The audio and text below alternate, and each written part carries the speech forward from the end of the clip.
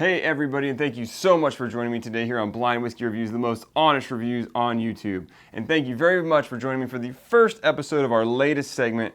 I'm not quite sure what I want to call it yet. For now, I think I'm going to call it No Time Like the Present, because up until now, I've never had the opportunity to share brand new releases with you guys. Because I do all my reviews blind, I don't get to choose what I'm reviewing, and these bottles sometimes sit in my review pile for over a year, and I just don't get the opportunity to give you guys the latest info on what these new releases that are coming out taste like. So I thought I would come up with a way of doing that for you, to tell you about brand new releases, or maybe perhaps like batches, like the latest batch of Elijah Craig Barrel Proof. If I stuck that in the review pile and reviewed it 6 months from now, it's not doing you a whole lot of good, because you might not even be able to find that batch anymore. So that's why I came up with this segment. We're going to crack a brand new bottle.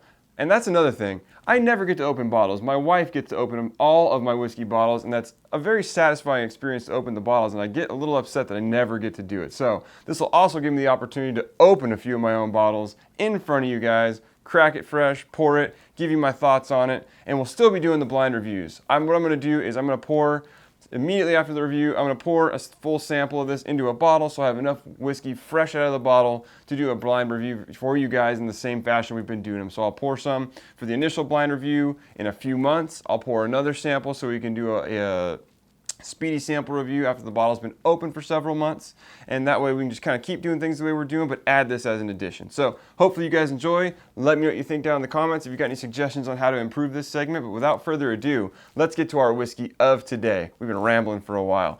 Today we're going to be looking at the brand new release. This just came out. I just picked up this bottle today.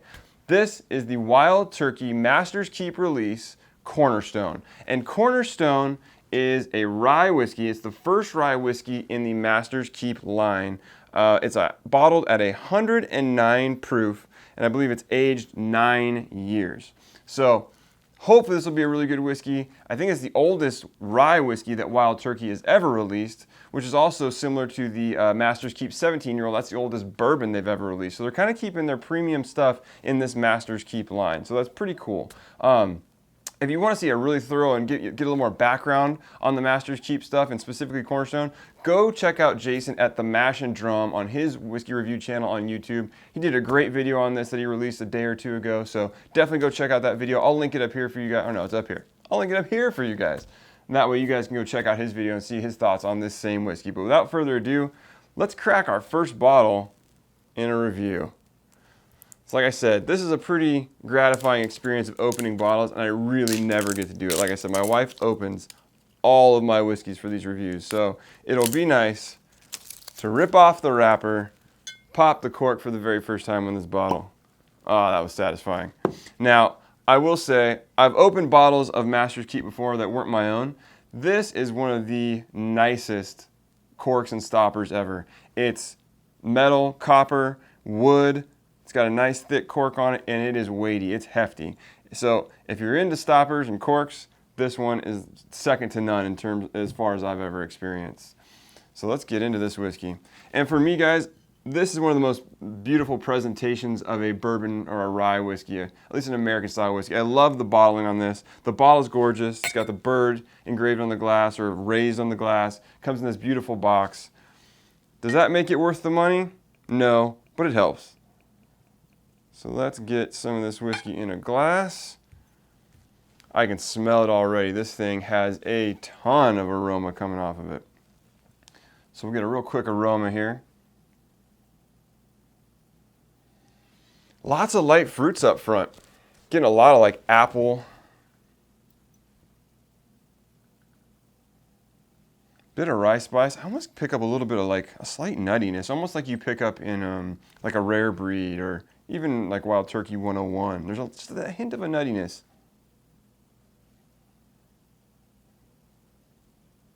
Definitely some vanilla there. It's actually got a lot of bourbon notes here, and I think, if I remember correctly, this is a relatively low rye. So it's something in the 50, probably like the 51 to 55% range, I believe.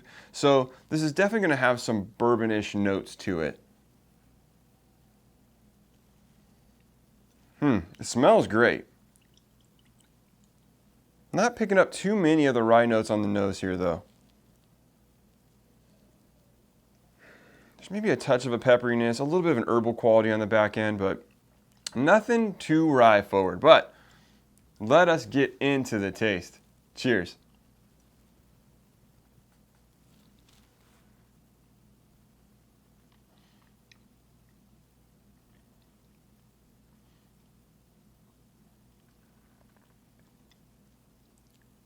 Wow. This thing is bursting with flavor. Yeah. I need another sip of this before I start giving you a ton of notes. There is tons of fruit up front. There's some light fruits like apples. There's some darker fruits like that, kind of like dark cherry. Towards the back end, you really start to feel like this is more of a rye whiskey. That's where you start getting these herbal notes. Definitely some black pepper back there. A nice lingering finish, good mouth coating quality. So far so good, but that was only the first sip. Let's get another one.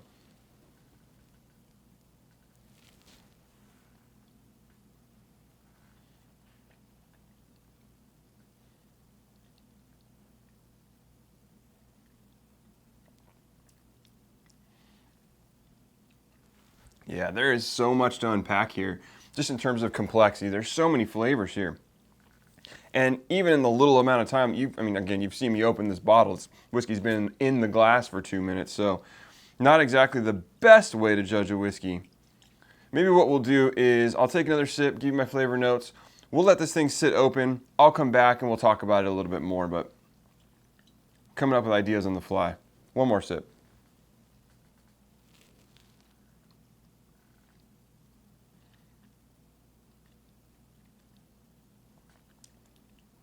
Oh yeah, just tons of flavor. And it's the full range. You've got flavors from the fruits, light fruits, dark fruits. You got vanillas, caramels.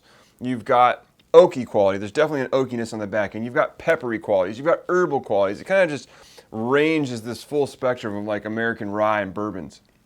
Kind of like the whole gamut of like the flavor categories that you can get off of it. So it's tasting fantastic. Let's let this whiskey open up. I'm gonna let this glass sit open for maybe about 20 minutes or so, and that way we can come back to it and really see what this whiskey tastes like once it's just had a little bit of time to open up. All right, everybody, so I've let the whiskey sit in this glass for about another 20 minutes here. See what else we get on this. Don't want to lie to you, I've definitely been nosing it since in between the 20 minutes. Like I said before, there's so much going on here, and it's definitely even changed from when we opened the bottle. It definitely has some wild turkey qualities to it, and it even has a touch, and this sounds bad, but there's this band-aidy, rubbery quality that wild turkey whiskeys sometimes have, and in my experience, it always goes away, but you often get it when you first open the bottle, and it goes away in a couple of weeks, and that's when the whiskey really starts to open up and taste fantastic. So I'm really excited to see what happens to this whiskey once it gets a couple of weeks or a month of airtime on it. I think it's going to be fantastic. Yeah, there's just a lot of the same. There's a lot of fruity characters: apple, dark fruit, brown sugar, vanilla. There's a big honey sweetness, and this thing's sweet pretty much the whole way through. Let's get another taste here.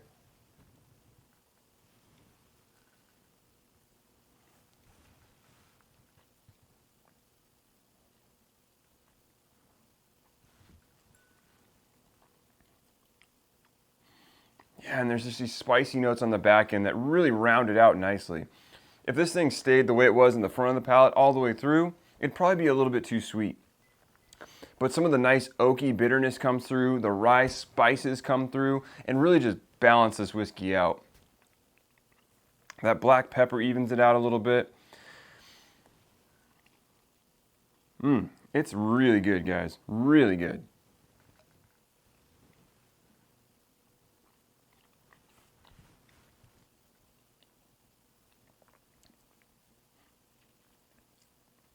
I could sit here with this whiskey for hours picking it apart. There's just a lot going on, and it's fantastic. It's well balanced. Now the real question, the question that everybody came here to see, is they raised the price. So on the other releases from the Master's Keep series, like you see a couple of them back here with Decades Revival, the 17-year, those have all kind of been in the $120, $130 range. This guy jumped up to about $175, I think is the MSRP on it. And is it worth that kind of money? I don't know. I have a hard time, and I've said this in many of my reviews before, but I have a hard time saying any whiskey is worth that kind of money. Now, is this whiskey fantastic? It absolutely is. And I cannot wait to put it to a blind test. And that'll be the real deal. You know, right now I'm giving you my notes, my thoughts, having paid $170 for this whiskey. I know what I'm looking at. In my head, I'm wanting it to be good and delicious, and I really do think that it is. However, you know, there's potential bias there. We gotta do this blind. So I am very excited, and hopefully soon we can get to this whiskey blind and really put it to the test and figure out, is it worth the $175 that they're asking for it?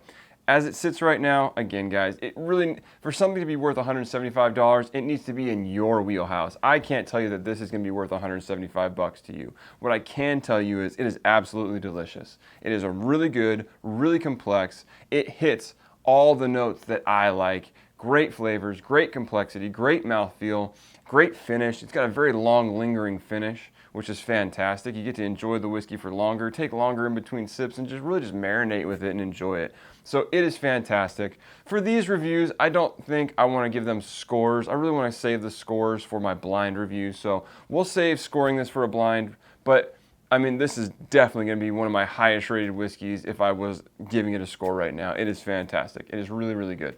So if you've had the opportunity to pick up a bottle and try Cornerstone, leave a comment down below. Let me know what you think. And also, don't forget, let me know what you think about this segment, what we can do to improve it, how we can make it better. I've kind of just been flying by the seat of my pants here, but hopefully you guys enjoyed it. Hopefully these will be helpful for you so you can get a little bit more out of me in terms of current brand new releases. So I hope it was helpful. I hope you enjoyed it. Let me know down below. And as always, you can follow me on Instagram and Twitter at blind_reviews. You can send me an email at blindwhiskeyreviews@gmail.com. Oh, and I almost forgot, I should have mentioned this at the top. I just started a new Instagram page called Mission Bottle Kill, and mission_bottle_kill.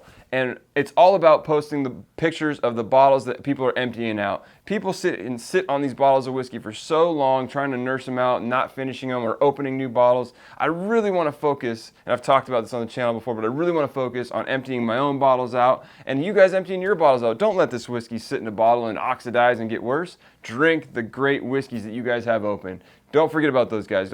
We're always so worried about what's new, what's the latest, what's the greatest, and I guess this segment doesn't really help with that goal. But I really want to focus on getting rid of some of these bottles of amazing whiskey that I got sitting in my cabinet, and hopefully you'll do the same. So go follow Mission Bottle Kill on Instagram. You'll see a bunch of great pictures by everybody out there that's posting on Instagram. So hopefully you enjoy that. Go follow it. Thanks, guys, and we'll see you in the next one. Cheers.